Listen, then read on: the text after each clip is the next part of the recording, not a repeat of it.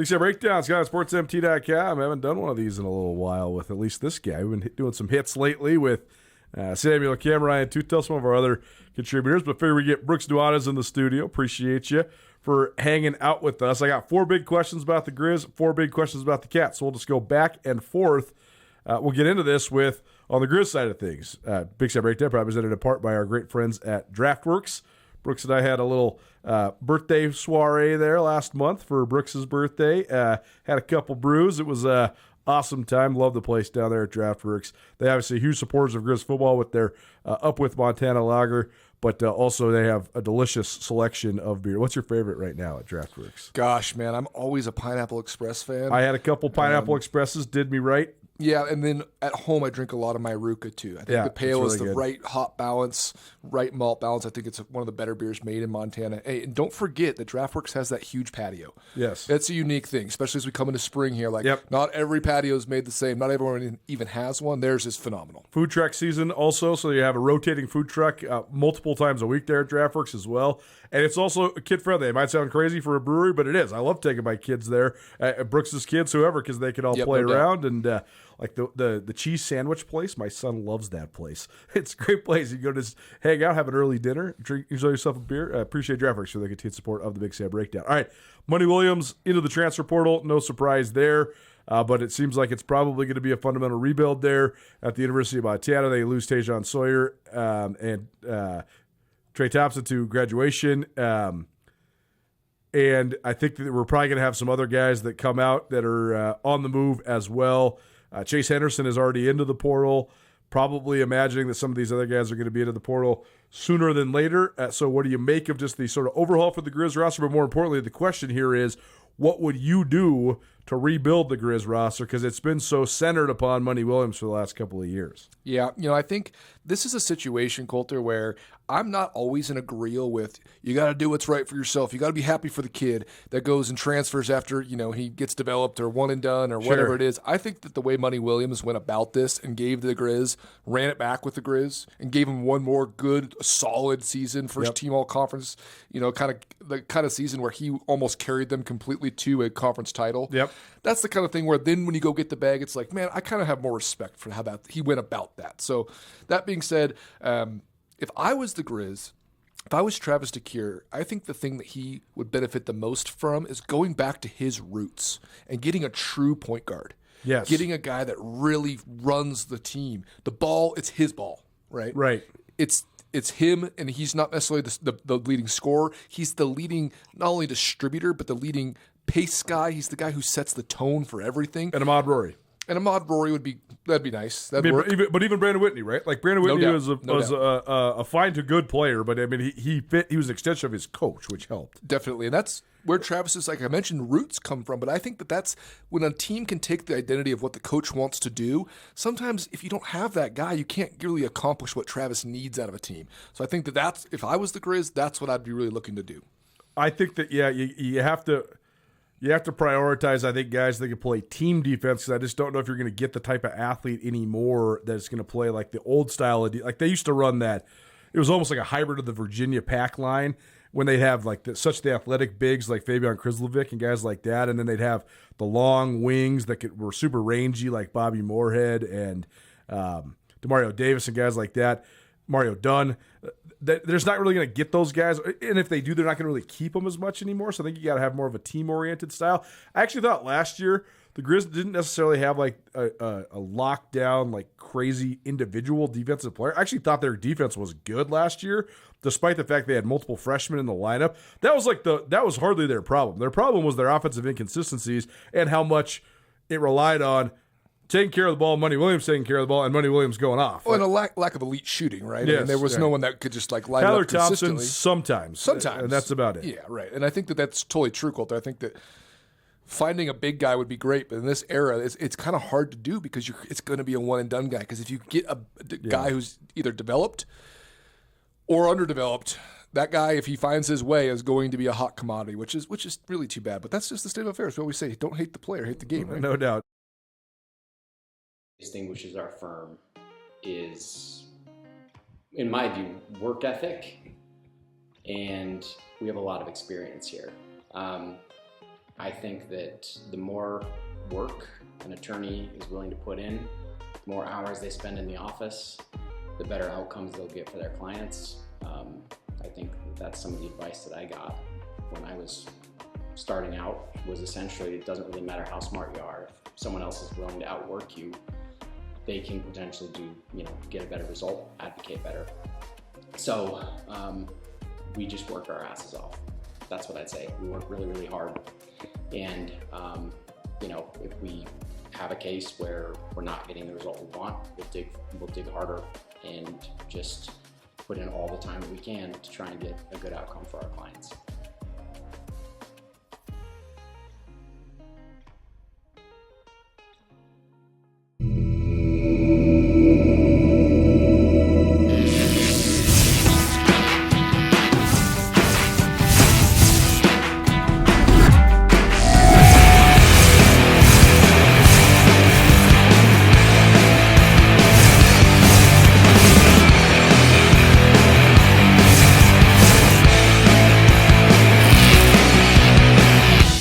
Jewelry Design Center. We want to be your jeweler for life. Bobcat Nation, we're so proud to have played for Montana State. And wouldn't be where we are today without this program. Now it's our turn to give back. Bobcat Collective is making a real difference for current and future athletes. Montana State gave us a foundation to pursue our NFL dreams. Join us in building something special, because when we invest in our athletes, we invest in the future of Bobcat football. Go Cats. Go Cats. Go Cats. Go Cats. Join the collective today. Go Cats.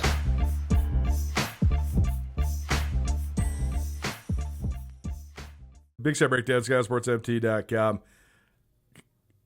Probably presented in part by the Bobcat Collective. Bobcat Collective helping enrich the experience of Montana State student athletes. They've done a great job of keeping players home. You see it across the spectrum, and there's just a lot of returners that are happening. So the big news this week is Taylee Chirrick, the Big Sky Conference MVP, as just a sophomore there at MSU, two-time Defensive Player of the Year in the Big Sky Conference. She is running it back with Montana State. She announced that on her personal Instagram earlier this week. That came just 2 days after Montana State's season ended after a grade 8 loss in the WNIT to South Dakota. It's not that surprising that a girl from Montana is staying in Montana, but it is sort of, I think, uplifting if you're the Montana State women's basketball program and Montana State athletics in general, because I think it's an affirmation that you're doing things right. Because there's no question that Taylee Chirrick, to me, she is the most marketable NIL athlete that exists in the state of Montana. And that's partly because she's a great basketball player, but also partly because of her personality and her charisma and the way that she is so comfortable on camera and in front of people and marketing different businesses and causes and things like that. So how impactful do you think is her return and sort of the symbolism that it represents for Montana State in general, being able to keep the best player in the Big Sky Conference at home?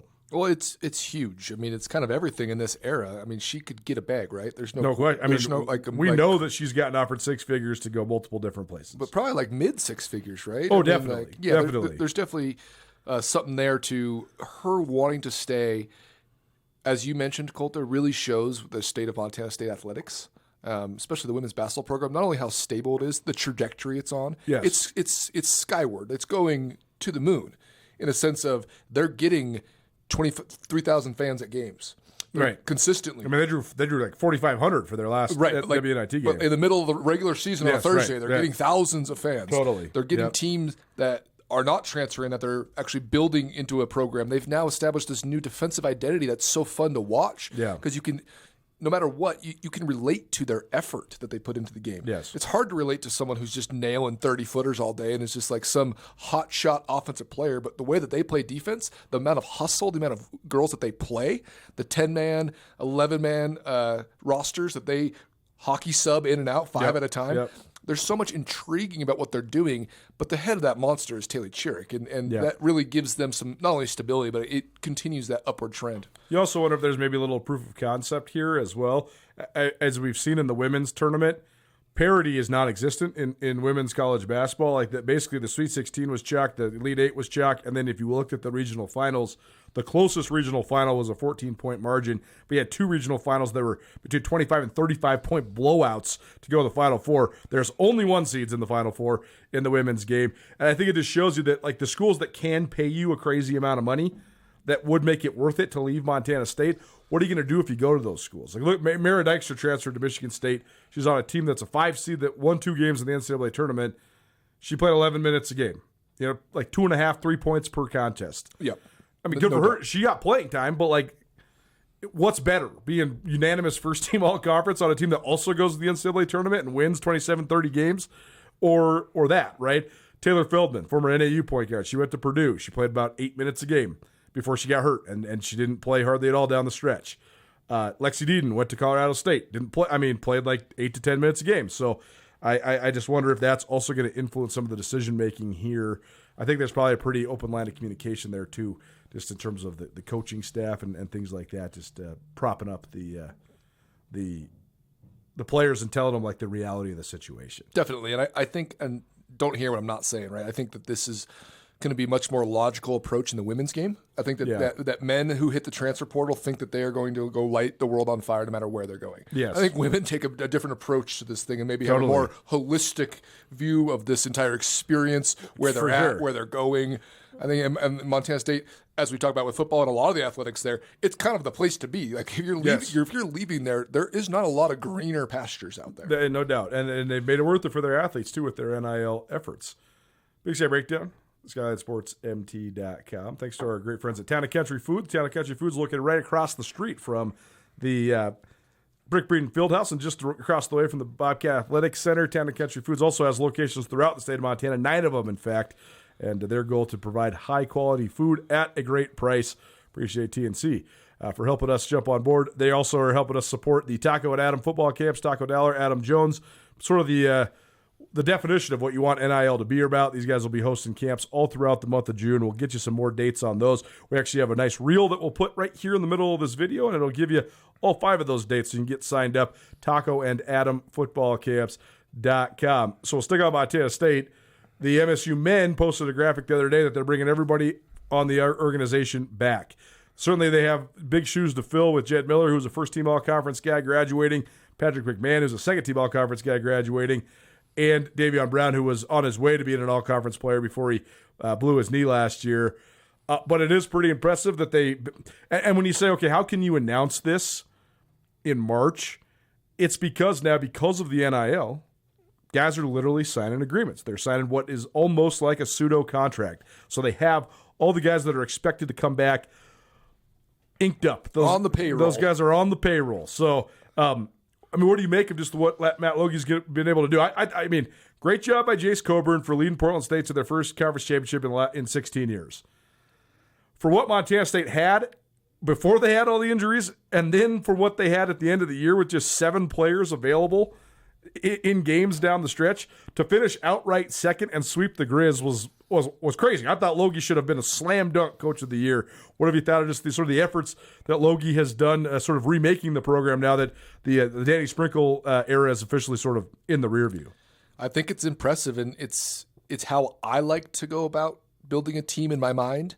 It's how I like to go about like viewing a team that's maybe in my town or that I'm taking my kids to go watch, is building a team. We kind of talk about like there's a couple really good players here. Don't get me wrong. I thought Jed Miller and Patrick McMahon are borderline stars, right? Yeah, I mean, definitely. Right, but like there's this team aspect to what Logie does and the way he recruits, and he's getting and developing guys. You're getting like pretty high-level kids, but also some kids from the D2 ranks, some kids that he's kind of, in his past, we talked about Travis DeCura at the top of this podcast, about finding your identity. These teams really seem to match Logie's identity, which then you can really build on something when you have that baseline, that somewhere to grow from.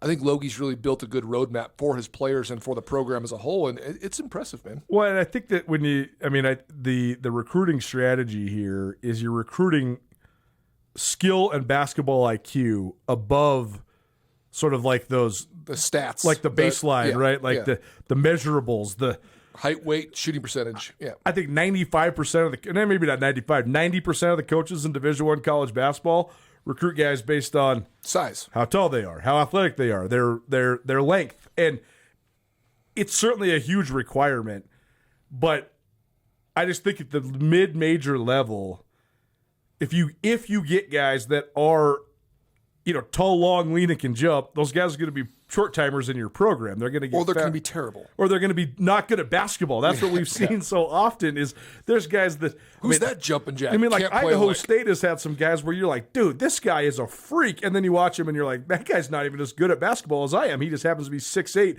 and can run up and down the State court. is the best. Like the dunk lines are just insane. And they're, outside of this year, you're like, why is the team 500? Like, what's happening? Totally, no doubt. But Logie's sort of the opposite of that.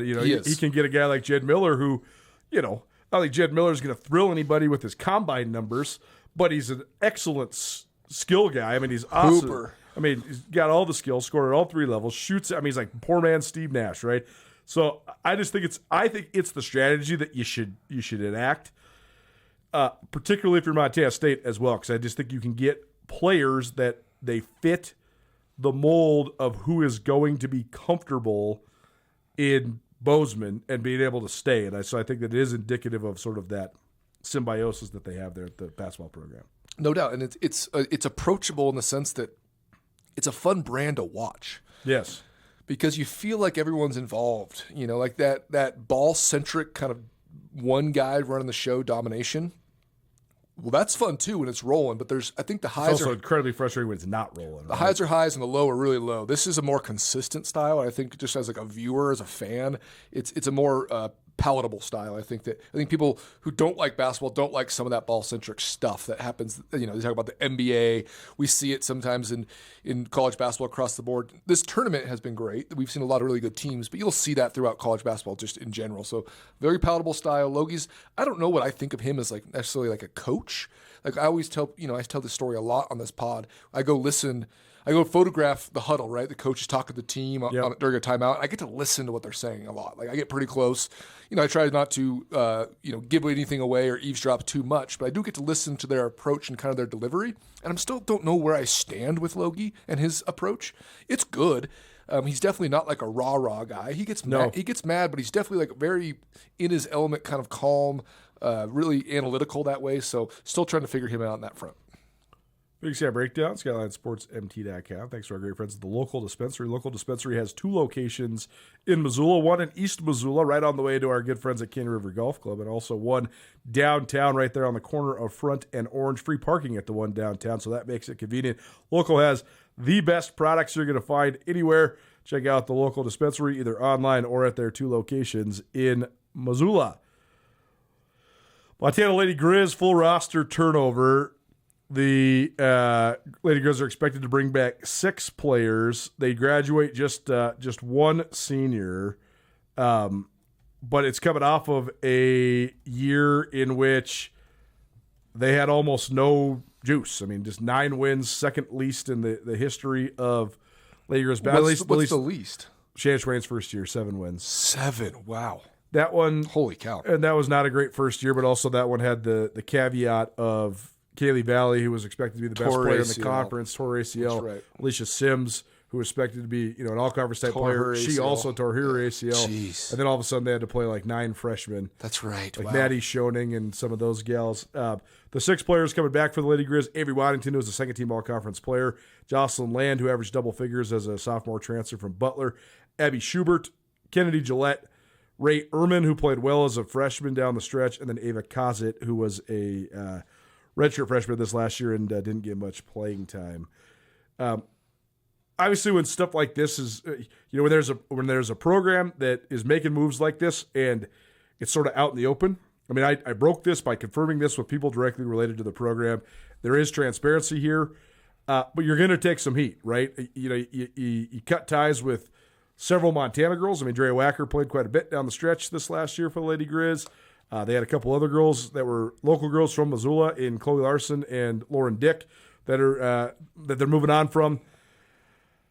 So I can understand when people are saying, well, what's going on here? What's this new coach and Nate Harris doing? But on the other hand, it's like they were non-competitive in a lot of games, and they did not look like a Division I team against some of the better teams in the conference. Where are you at with just the cleaning house for Nate Harris and his staff going into year 2?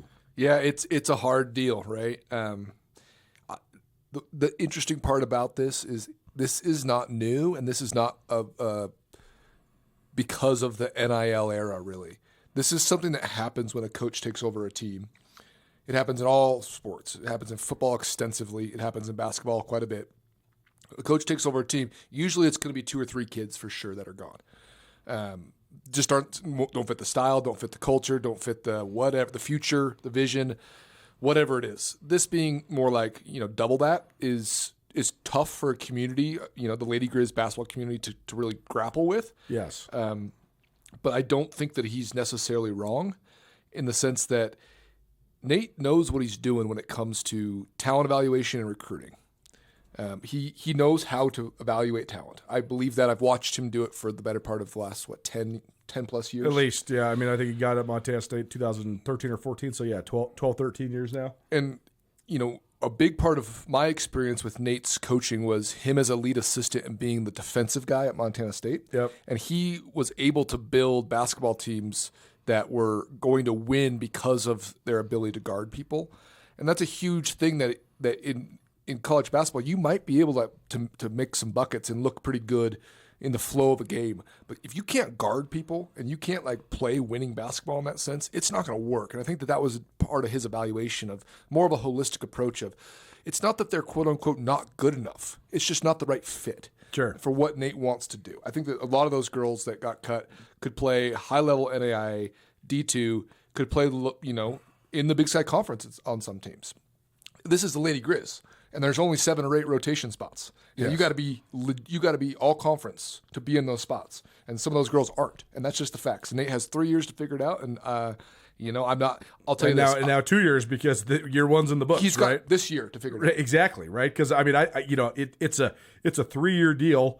I don't think you're probably on the hot seat right now because of, first of all, just the evolution of the way that things are going right now. We'll get into that in a minute. But also, they're not going to want to buy out 2 years of your contract. But next year, if you go single-digit wins again, that's it. You're done. You're done. Right?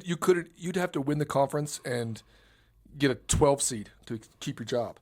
So that just is what it is. It's kind of go time in that sense. So Nate evaluated it, made the decision. It's not easy. I think you put it behind you and move on. The players that are still there, Waddington is a real deal player. I think that there could be a real opportunity for her to have the ball in her hands, run the point as at her 6'2" or whatever she is, and really be a problem in this league.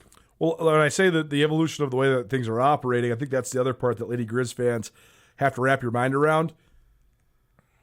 For better or worse, the just recruit a bunch of girls from Montana and Idaho and then have them develop.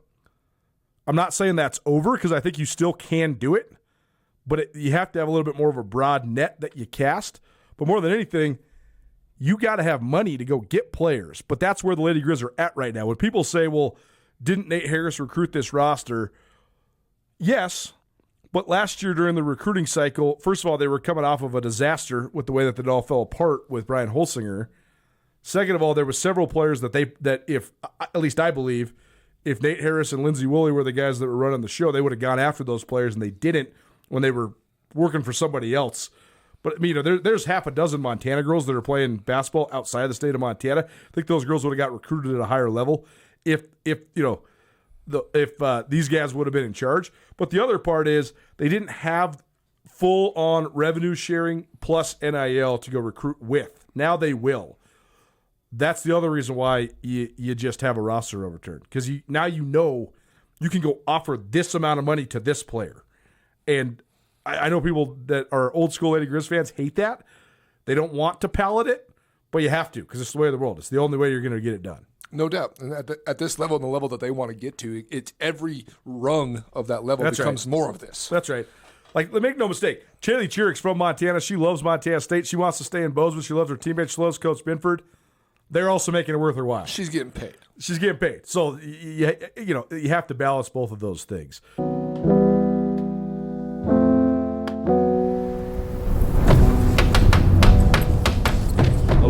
My name is Kelly Ayat, quarterback at the University of Mount Temple. In the off-season, it's important to do everything you can to prepare for the season. In high school, that means funding your program. In my experience, Vertical Raise is the ultimate online fundraiser platform. To broaden your reach of your fundraiser and bring in more money than other platforms. And there are no sneaky or hidden fees like other companies. If you're trying to raise money for your program, reach out to Vertical Raise today. And Mercantile offers the most high-quality products you'll find anywhere in Montana. The local only carries products that are created by local businesses or owners of the store. The Missoula-born and raised owners want to ensure a relaxed atmosphere with professional service at a customer-friendly price. The service is deli style, so you can smell and see the product before you purchase. The owners are also farmers and have been cultivating green goodness for a combined 34 years. Swing by the local in East Missoula or downtown on the corner of Front and Orange where there's free parking. Keep it local. Will you marry me in your future? Or maybe you do it all over again. Hi, I'm Brian Toon with Jewelry Design Center, inviting you to come see the largest selection of Will You Marry Me in the state of Montana. The brightest diamonds of every shape and size, unique settings built to last, and skilled jewelers on site offering free sizing and maintenance for life, because that's how long we want to be your jeweler. Jewelry Design Center in Missoula, on Brooks, across from the Montana Club. Big Sky Breakdown presented in part by Jewelry Design Center. Jewelry Design Center has locations all over the Northwest, but one in Missoula, and it's an awesome, beautiful showroom. Anything, everything you could possibly imagine. They can design it for you. I got my wife and my wedding rings designed at Jewelry Design Center. They have excellent customer service. The craftsmanship, artisanship, second to none. Jewelry Design Center, located across from the Montana Club on Brook Street, or also hit up their locations in Spokane or Tri-Cities. Jewelry Design Center, your jeweler for life. All right, let's talk some spring football quickly. You want to go Cats or Griz first? Let's stick with the Griz. Okay, Griz. Much has been made of the fact that the Griz have very few returning players defensively, and they're going to have a new scheme with a new coordinator and largely a new coaching staff. Not necessarily in terms of specific personnel, but just in terms of philosophy. The 3-3-5, for as much as it's been maligned and criticized, one of the big strengths of the defense was, especially when it was at its best, was creating negative plays. The best Griz defenses of Bobby Houck 2.0 had 100-plus tackles for loss, 40-plus sacks, even if they didn't have like that Croy Bierman type of guy coming off the edge, right? They would get sacks in bunches from all sorts of different positions, bringing blitzes all over the place. 100 TFLs is maniacal. It's crazy, right? I mean, like the 2021 Griz, when O'Connell had it rolling and Jace Lewis and those. I mean, that team had like 125 tackles for loss. I mean, they're getting like 5 or 6 TFLs a game. How do you replace that now that you're going to a 4-man front? Do you see sort of a scenario in which you can still manufacture negative? I'm not expecting 125 negative plays, but I'm also expecting probably a defense that is less vulnerable to big plays based on the adjustment to the personnel. There's a lot of questions in the secondary for the Griz defense as well, but I also expect if they got guys that can't play one-on-one man, they're not gonna. That's something that they have done the last 8 years. If you got a guy that can play it, they're playing it. If you got a guy that can't play it, they're still playing it. That's been one of the biggest flaws of the defense. How do you expect us switching from a 3-man front to a 4-man front, maybe blitz a little less, to impact that, specifically when it comes to the lens of creating negative plays, getting the opponent behind the sticks? I think your evaluation of it is apt in the sense that I think it will be a little bit more consistent and sound with the down-to-down play, but less explosive in that sense. Right. And with the 3-3-5, there was times where they're bringing pressure that's not really a blitz because you just have 3-man front. Right. Like they're always bringing an extra guy. That's why they'd always be critical of people who are critical of it, being like, you run a 3-man front. It's like, well, we have a guy on the edge that always comes, and we bring another guy. We have 5 guys in the play, so what's the matter how our front looks like? Right. I don't want to get too deep into that because I could tear that up, but in the sense that, yes, that's true in theory, but it has to be perfect with your personnel. With this, with those TFL teams you're talking about, if those linebackers that you named, O'Connell, Jace Lewis, those guys, if they aren't getting a TFL, then the safety's making the tackle. Right. That's not going to be this kind of defense. This kind of defense is going to be a plug a gap and let our linebacker run to the ball and make a tackle. I could see a lot of 2-yard gains for the opposing offense that act almost like a TFL in the mind of the defense. Like that was what we wanted, to not give up 4 yards. We only gave up 2. That's a losing or winning play for us. So tell me about that part, because I think that the lack of gap soundness. Like one time somebody asked Bobby Houck about run fits, and he goes, "There's no such thing as run fits in our defense." Yeah. He, in fact, said that we do not have gaps. We do not have gaps. We do not have run fits. Which is, again, maniacal. It's maniacal. It's wild. It doesn't matter how, if you've ever played college football It'd be anywhere. fun to play it. If you've never played college football anywhere else, or you have played college football other places, or you've never played college football at all and you're a high school kid that's joining it, it's counterintuitive to everything that you've probably been taught about defensive principles. Definitely. Unless you're coming from like Class C 8-man where you're just like the middle linebacker like Bryce Grebe was at Melstone or whatever. So I think you have, like, even if it's brand new to you, you still have to unlearn so many things to learn how to play like that. So what do you think of just the process of having the guys unlearn that and learn run fits and gap soundness and a more traditional style of defense? It's going to be painful, and it's going to mostly the fact that mentally. they have a whole bunch of new guys, though. That's fine. Yeah, that works. I mean, is it going to be that hard for Clay Oven, a guy that played a couple years in the 3-3-5, but played probably a traditional style of defense at Billings Central? Like, what's harder for him to? It'll be hard to learn the 3-3-5 or learn how to play traditional run fit style defense. Well, in his position, learning the 3-3-5 is running the ball. Right. This is not that. This is looking at the ball. Linebacker, bad example, I guess. Having a gap, looking at the ball, Right. seeing the ball, and being like, I don't go make that tackle. Right. That's a very unique way to play football. Totally. I just wonder if the defensive linemen, like especially the guys that are the ends. Yeah, that won't be that hard because you're in a gap already. You're Well, and lining up they were in a like gap. they had to talk so many of these guys into playing football completely differently than what got them Division I scholarships, right? Like a guy like Hayden Schwartz, for example, transferred from Minnesota. He's a former 3-star recruit. Like you look at this guy, you're like, it looks great. I mean, 6'4", 255. Like that is awesome. Yep. It took him till the very end of the year to be able to even show up anywhere because he was just caught in the wash. Yeah. But they had a whole bunch of guys like that. Justin Belknap, Joe Babros, like guys that, 6'4" to 235 to 250, where you're like, that guy looks just like you'd want a DN to look. Definitely. But they would be sort of just swimming upstream. Cale Edwards, another guy, just swimming upstream because it was so hard to learn how to be. You're basically having to play like a 5 tech or a 4-eye. Yeah. But with a DN body. I just wonder, I'm so interested to see if there's a guy. We saw this happen at Montana State, right? The Cats were really good on defense under Jeff Choate, but they ran a little bit of an unorthodox deal where it was sort of like a 3-man front with a stand-up or hand-down hybrid buck end. And they recruited specifically to that spot, and that's why they were good on defense, because they had guys like Bryce Stirk and Amandre Williams. But when they switched to a 4-man front, now it gave way for guys like Daniel Hardy. And that's still feeding itself with guys like Zach Cruz and Seth Brock, guys that are just sort of like skinny, high-motor defensive ends that can just get after people. I'm so interested to see if there's any guys on the roster.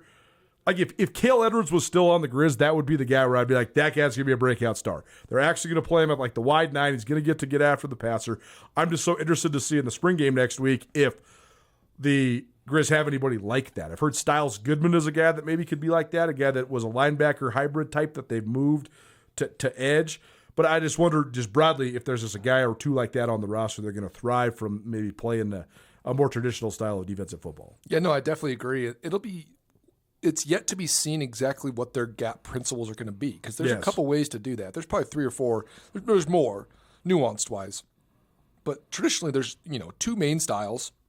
One is the spill technique to the sideline, Sure. And the other is gap sound on the front and maybe on the backside, but having 2 free runners. That's a lot of what Alex Singleton thrived in. It's what the Cats are thriving in right now. Yeah. Is the Mike and Will. The Mike carries everything strong side, and the Will has everything backside. Every cutback, Is Will's the Will. there. Yeah. But the Mike, 2 free hitters. The Mike has a chance after the play starts to develop to have 2 or 3 gaps that he can go into and make a tackle. Yes. And that's kind of like the NFL style. Yes. But there are some styles, one that I had experience with, where it's true gap spill principle, where you want the ball carrier to run out of bounds for the tackle. You Right. spill, 11 guys spill, Yes. meaning that you blow the block up until the guy has to go outside, outside, outside, outside until he runs out of bounds. This is what Ty Gregorak was so great at teaching. Yes, absolutely. And that's a whole different thing to say, I see the ball, I could get past this lineman, but I am going to go blow the lineman up so it goes out to the next guy, out to the next guy. Yes. It's very unique, different style. it's yet to be seen exactly how they're going to do it with this front. But I do agree with you that the 3-3-5, the way that the defensive ends were forced to line up just due to the schematics of it all, it really made them more like D tackles. Right. So those guys that were more true defensive ends that needed the edge, never could really get the edge. Right. They weren't really like even if they wanted to, they weren't lined up in the sense that they could get the edge. So then they just got washed out, which was probably too bad for some of those body types that probably would have succeeded, as you mentioned. Well, man, and that's where I got so confused is when they first started running this, when we were calling like the Metallica heavy metal defense, they had all these zone blitz principles. So then a guy like, Justin Belknap had multiple picks. Right? Like, because these guys would drop into the flats and like being able to run and get outside contain, that seemed to be like when Kent Bear was running it, that's sort of what it was. But then when Roddy Bradford took the defense over, and then when Roger Cooper and Tim Houck took the defense over, it became way more of like sacrificial for the guys in the front, which that's fine. But you wonder why you don't just have a bunch of Jake Masons or a bunch like get the 265 to 275 pound guy instead of having, because the guy doesn't need to get out in the flat or get the outside contain as much anymore. Let your linebackers take care of that. Big Sky Breakdown, SkylineSportsMT.com. Join Town Pump's Pump It Up Rewards Plus program and never pay full price for fuel again. Save 5 cents on every gallon every day at any Town Pump across Montana. Plus, earn and redeem points on your favorite in-store items to get free stuff with our clubs. Stop in and pick up a rewards card. Download the Pump It Up Rewards Plus app today. Or visit townpump.com/rewards to register and start saving. Right down the road, pump it up. Oh, yeah. Sarah, what up, E? What's going on? Man, those are some nice medals. Yeah, man, these are hard to come by. Yeah, well, I've got 2 of them. Well, that's nothing like going to March Madness, though. We did go to a national championship. Okay, guys, whatever. Let's just get on the Montana party bus and head over to Press Box for lunch. Yeah. Nuanez Now and Skyline Sports, covering Montana athletics and the Big Sky Conference better than anybody. The Montana Party Bus and the Press Box are also proud supporters of Montana athletes. Hey, cheers to you guys, man. Cheers to Montana. Cheers to chasing more championships.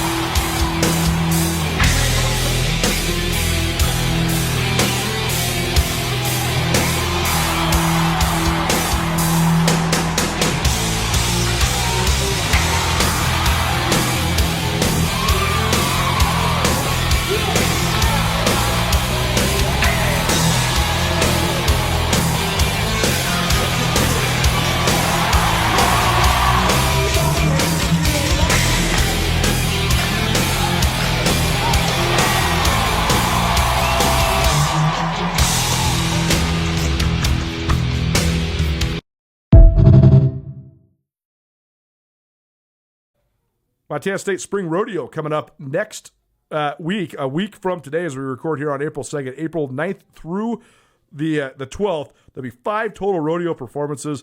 If you've never been, you should go. It's a heck of a deal at Brick Breed and Fieldhouse. There'll be more than 4,000 people there. It'll be a lit environment. Some of the best cowboys and cowgirls in the region. 10 schools from all over the Northwest coming. Rodeo goes hard in August, September, and early October. Then they take a whole break for the winter, and then they're back at. This is like when the spring season debuts, and then these cowboys will go parlay into the Montana circuit and even compete professionally as well. Some of the best cowboys in the region will be competing. You can just find more online or just call the Bobcat ticket office as well. Appreciate the Montana State Spring Rodeo for their support of us here at Skyline Sports. What's the most important position battle do you think at Montana State this spring ball? I mean, gosh, it's tough. There's 3 picks. There's some really established positions. There's 3 picks here, right? It's interior offensive line, defensive line, and corner. Yeah, absolutely. You know, the way that they were so successful with their corner play last year, it has to be up there. Yeah. But with the identity of the team, no matter what you want to call it, where everything starts up front, you got to say it's the offensive line. I mean, if you're bringing back Adam Jones and Justin Lamson, you got to say that it's going to be the guy snapping the ball. It's going to be a guard that they're going to have to replace. Two guys that probably have never played at Montana State, right? I mean, is there anyone in the running for those positions, the center or either guard, that has gotten reps? Everett Carr started a couple games last year when Mastel was hurt. That's then right. Mastel came back and was good. Mastel is good. At left guard.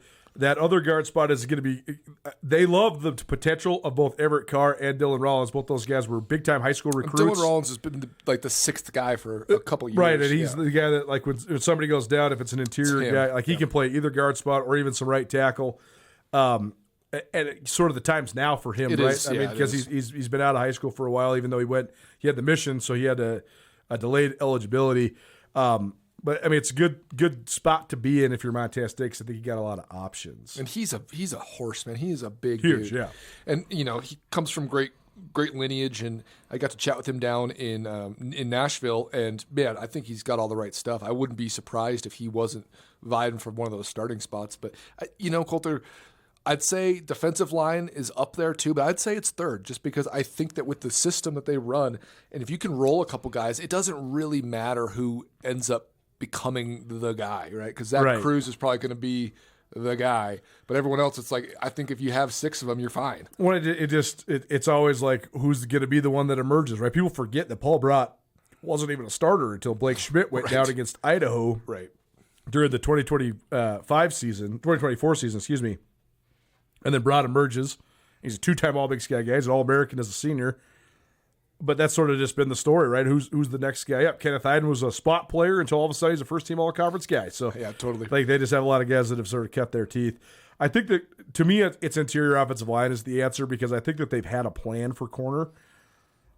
They were pretty open about the fact that, like, they sort of knew that they had some pretty special young talent, and they sort of expected those guys to but if move on and move up. If you played 2 or 3 different offensive linemen last year than you did, I think you're still kind of where you're at. You're having success. If you don't play those 3 corners, I don't know where you're at. I mean, they were that special. They really, I thought that those corners were the catalyst to what got them to the national championship. Yeah. Isn't that fair to say? Yeah, it is, for sure. Yeah. And so how they can replace all 3? You can replace 1 or 2. Yeah. How do you hit on all 3? I mean, this is going to be it's a lightning in a bottle. It's kind of how you go win a natty. Yeah, that's right. You get 3 dudes like that. You get dudes going to Indiana and stuff. Well, I just don't know. I mean, has there ever been a team in the Big Sky Conference that had 3 6'1" corners, 6-foot-tall corners that ran 10.5, 100 meters that, then all went and got straight up Power 4 offers?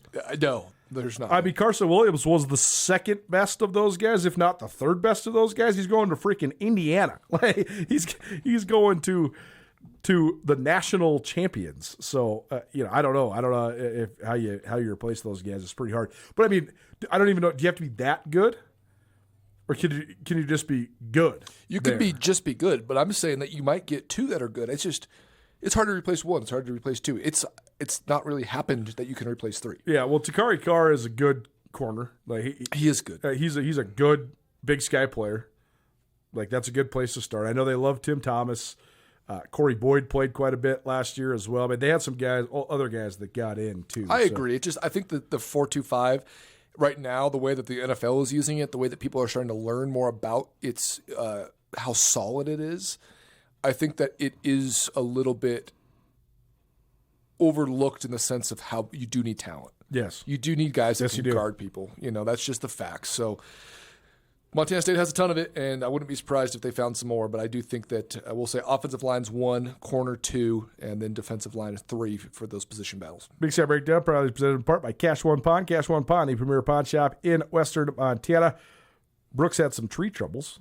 You got a little, at least an opening bid on some chainsaws. They got everything from chainsaws to power tools to wedding rings to firearms. Great selection of a whole bunch of different stuff. Go check them out. Just past the airport in Missoula, just short of the Y, right on Roller Coaster Road, Cash One Pod. You can also shop online, cash1pond.com. That's cash, the number 1, pond.com. Okay, last question on the Griz. Kaylee Ayat not participating in spring ball. Eli Gilman not participating in spring ball. how do you think that impacts just sort of the offensive evolution of the Griz? Is that helpful because they get more other guys more reps, or is that detrimental? Both those guys are obviously proven players, as All-American type of guys. Ayat coming back for his junior year, Gilman coming back for his senior year. What do you think of just those guys probably being absent in the rotation? I think it's interesting. Gilman's not surprising. Coming off the shoulder ding, getting a little repair done there. That's common. It happens. There's a lot of star players that get the amount of volume that he does that do have those kind of like shoulder or meniscus knee in the offseason, miss spring ball. That's not uncommon. So I don't have any really criticism of that. Ayat, you wonder if that knee was a problem, at some point last year. He did wear a brace. You did see it kind of get rolled up on from time to time. I don't think his knee was in perfect health. But otherwise, Ayat being the leader of this team, being the kind of player he is, I'm surprised that they're not rolling him out there, because you can just suit up and not take any live reps and kind of just be the leader and be the guy, but in pads. Yeah. I think this is like a very cool modern sign of a different coaching staff, as well as like a different time in football. Sure. Like it's a lot of football to play year-round football, and these kids are like coming off like long seasons with semifinal runs, like all of it. I do think it's kind of interesting that Ayat's not out there. What I'm unsure, right? I know for a fact that Gilman had off-season surgery and that's why he's out.